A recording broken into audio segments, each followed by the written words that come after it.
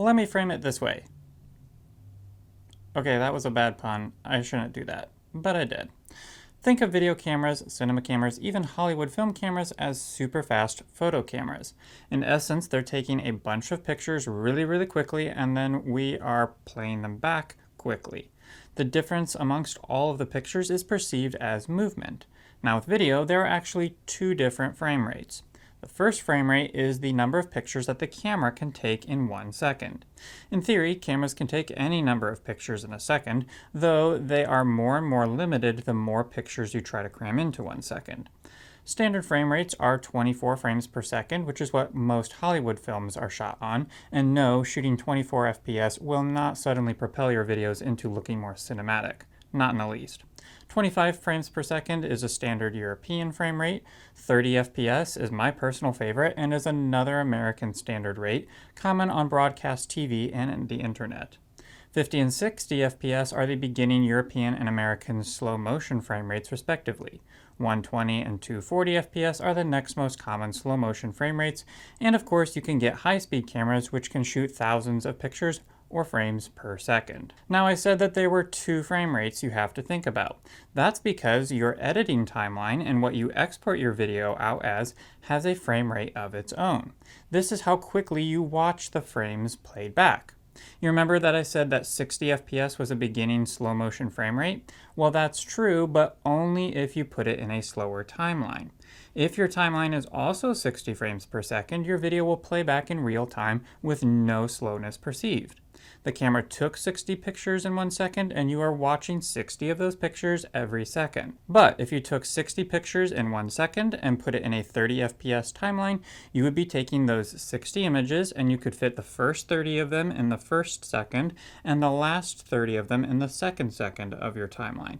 Now you are watching those same exact 60 images, but in twice the amount of time, and this means that all of the motion has to slow down to half speed because what took 1 second to happen takes 2 seconds to be observed. If we shot in 120 FPS and interpolated it into a 30 FPS timeline, now we are organizing those 120 images that were captured in 1 second into packages of 30 images every second, and it would take 4 seconds to show what happened in that 1 second. Therefore, everything slows down 25% of real time. Get it? It works the opposite way too. If we took one picture or frame every second and we took 30 pictures and interpolated it into a 30 FPS timeline, in 1 second we would see what happened over the course of 30 seconds. This would speed up the video, and it's how we get time-lapse. So what frame rate should you shoot in? Well, most Americans like 24 FPS because it's the Hollywood standard, and there is something inside each of us that wants to be more like them and more cinematic. But Hollywood also shoots at different frame rates, and this isn't at all what gives feature films their cinematic look.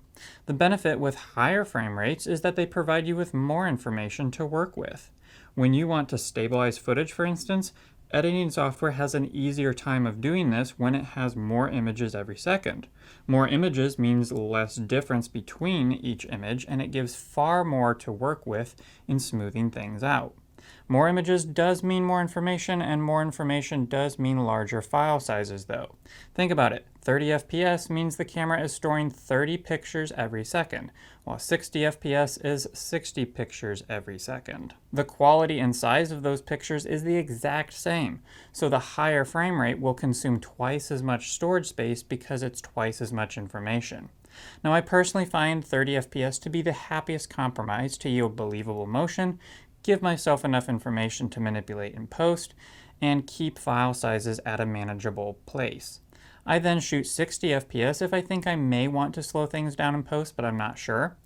120 frames per second if I know the shot will be nothing but slow motion. Mark Bone, one of my favorite documentary filmmakers and YouTubers, recommends, and I agree, that 60 FPS is good for slowing people down, while 120 and 240 FPS is good for slowing particles down. So if you're filming water, smoke, fire, those kinds of things, shoot in the higher frame rate. Remember, 120 FPS videos will use up to 4 times as much hard drive space as 30 FPS videos will. Now, I would caution you in filming slow motion, i.e. 60 frames per second or more, for your B-roll. A lot of videographers shoot all of their B-roll in slow motion. I can't tell you how many promo videos I come across where everything is slow motion. Please don't do this. Remember, everything in your video must be purposeful, speed included. If everything is slow motion, you will take away the power and the effect and begin to bore your audience with it. The video begins to lag and feel slow because everything looks slow. Watching a bunch of people talking and walking in slow motion is boring after a few seconds. Instead, get creative with your composition. Shoot wide, medium, and close-up. Shoot formal composition and informal composition. Accentuate powerful emotional moments with slow motion, or actions that perhaps happen too quickly in real time in order to heighten the drama. The contrast of normal speed to slow motion will make your slow motion footage far more engaging and powerful.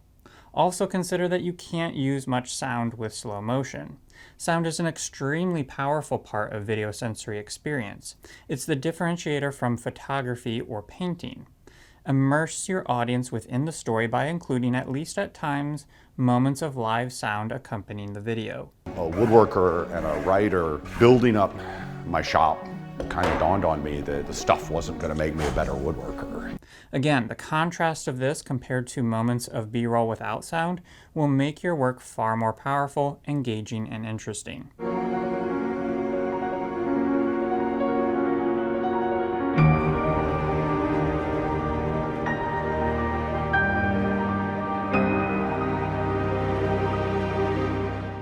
It's more work, but it's better work.